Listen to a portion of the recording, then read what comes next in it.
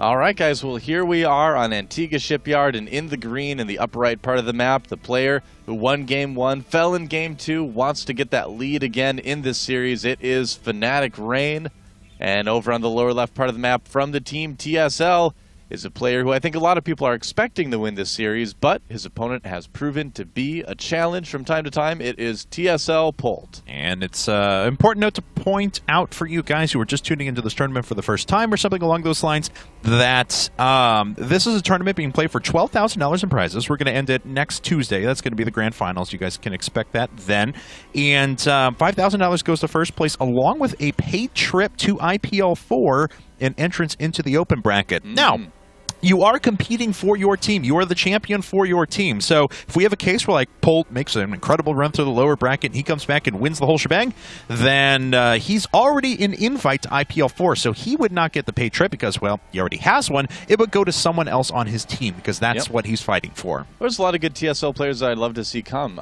Revival is one that comes to mind right away. Symbol, Seal, Hyun, a lot of really good Zerg players from TSL I think would be pretty fun to see at IPL 4. So if Polt does manage to come back to the lower bracket and win it, I think we'll gain a really good competitor. And don't forget, if you guys have been eyeing up the brackets as well or seeing who's there in the open bracket, the two teams that are part of the GSTL finals, all of their players are going to be given entrance into the open bracket as well. We're going to be bringing 7 players from each of those teams. So from either Startail, Prime, MVP, or FXO, we're going to have 14 players from those 4 teams there. Yeah, that's going to be pretty crazy, man.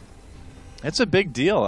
The Korean teams are all really, really excited about the chance to come and do this, too. That's awesome. It's very interesting to see that little extra motivation when they're talking about preparing for their matches and things like that. So can't wait for next week. It's just going to be so much fun. I know we sound like broken records when we're talking about it, but I'm like every night I go to sleep and I'm like, oh, man, I can't wait for IPL 4. Yeah, that's how I feel. It's going to be amazing. I literally, you hear this a lot. People misuse the word literally. They say, I literally can't wait. Well, no, I literally can't. Like, as in, my health is deteriorating day by day the more time that I'm not casting IPL 4. So, yes, I literally cannot wait.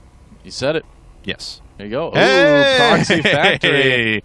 All right. Rain with kind of weird strategies. 3 games in a row now, but 3 different ones. Yep, and I like that place. I think that's a pretty nice spot to hide it. His opponent already knows where he is. It is forced cross spawns on this map, so there's not really a lot of reason for Polt to scout for something like this. Kind of cool. So I wonder what we're going to see here. I'm like crossing my fingers for Proxy Thor Rush because I always love seeing those. But so far I've been disappointed, just kind of disappointed like that Marine, that his friend didn't turn around and help him. Well, we do have a second refinery out for Rain as well, so he's going to have plenty of gas, and we'll see if he drops an add-on down on this in just a second. So Polt going to make his way up. He's not going to see anything too weird. I mean, he may catch a glimpse of the reactor, but it looks like Rain actually preemptively pulling a couple of SCVs, and I'm sure that's got to make him wonder a little bit. Yeah, a little bit. I mean, he really doesn't want to get him to get in the base, and this is unfortunately not going to be a Proxy Thor Rush. It's actually going to be a Siege Tank Rush. We've seen this a couple times from Terrans lately. It is actually going to be a situation where that barracks that you see being built is going to be lifted and used for vision for those Siege Tanks. It's a very, very strong early build, and if you're not prepared for it, you can really, really die quickly to it. Yeah. So I think it's a smart choice by Rain to go for something like this, but it all comes down to the execution and keeping it secret. It is a cheese build. You need to keep it secret to really defend, to really make it work. So yeah, we saw it. We'll have to see. We saw MMA do this exact build against MVP in the GSL finals. Exactly. And MVP, you know, he was prepared for good mechanical straight-up games, and MMA just mind came to the crap out of him, if I can put it that way.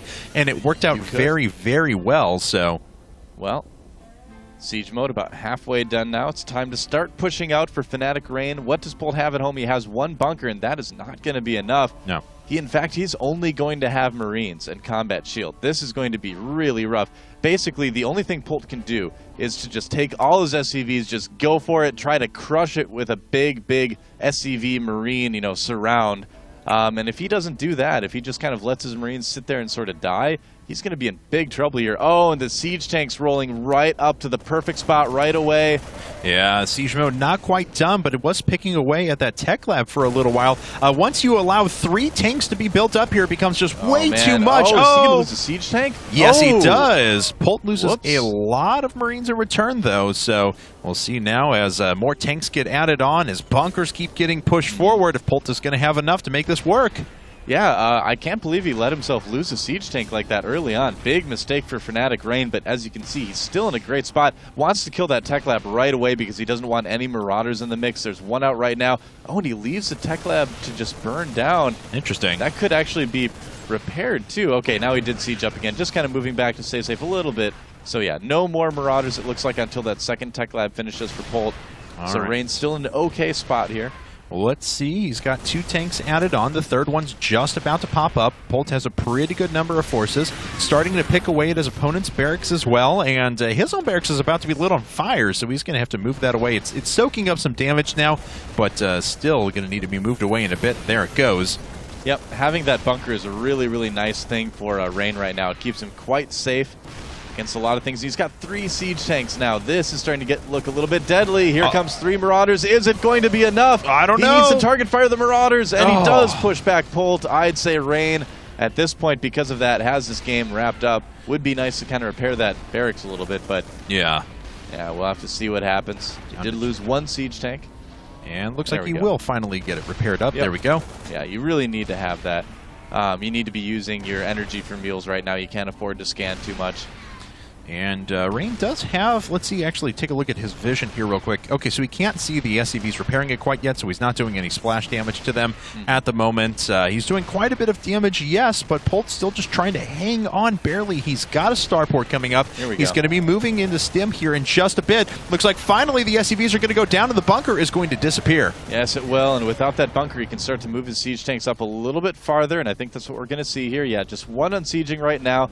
Playing it very safely is Rain, and there is a Viking on the way as well. So he's going to have that nice little air advantage at the same time. Polt siege mode getting close to complete, but you know, now that's why we see Rain making Vikings. He realizes he's going to need to move into the stage of the game where he's going to need to have a little bit of an air advantage here. And he's going to try and pick off the bunker, and doesn't get canceled. Polt with a lot of excess resources for now, but he's going to be able to start putting that into a bunch of Marines here in just a bit. So Polt has played exceptionally patient. He is down in supply, but up in workers just slightly. So that's all army difference, really, between the 2 players. Yeah, 5 tanks out right now for Fnatic Rain. This is looking a little bit dangerous here for Polt. And Polt is actually supply blocked too right now, unfortunately, after losing that supply depot. Oh, yeah, targeting the SCVs. Yep, they're starting to get shelled away. That is certainly no fun for Polt, and we're going to see if he's going to try and break this here in a bit. He's set up his bio units for a big flank, but Rain is getting closer and closer. It's going to force Polt's hand here in just a second. Those bio units are almost dead without doing any damage. Marine's running in and killing a ton of SCVs, and Rain is just closing the vice. Yeah, it looks that way. I mean, Polt does have 1 siege tank out, but that's it. Is he going to go for it? Oh, looks like Rain losing a couple bio units here. Not having any buffer, really, for these siege tanks. Yeah, but stim just mode. Not enough, No, stim mode finished up, and that was Polt's cue to go, but he's down to 19 supply, and it looks like Rain is going to put himself just 1 game away from knocking Polt out of the tournament. Yeah, it's certainly starting to look like that. Such a difficult push to hold off if you don't see it coming. GG. For Polt.